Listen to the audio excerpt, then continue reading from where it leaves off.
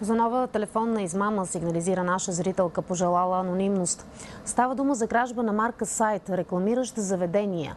Измамниците се опитват да привлекат клиенти, злоупотребявайки с популярното наименование на сайта. Зрителката ни има заведение в Пловдив и от години го рекламира в популярен сайт. Преди дни получава обаждане от непозната жена, която се представя за негова служителка.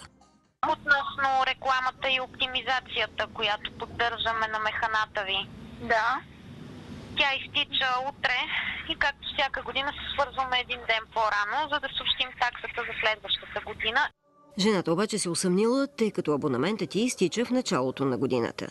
Тя предложи да ни изпрати договорите по куриерски услуги, но ние си познаваме момчето, с което работим, идва на место, ако има нещо, разговаряме с него и просто това има светна, че тук има нещо, което не е редно. Телефонните обаждания продължили. Свързах се с момчето, което работи с нас, с сайта, с който всъщност ние работим и те казаха, че въобще няма такава жена. Това е някаква измама.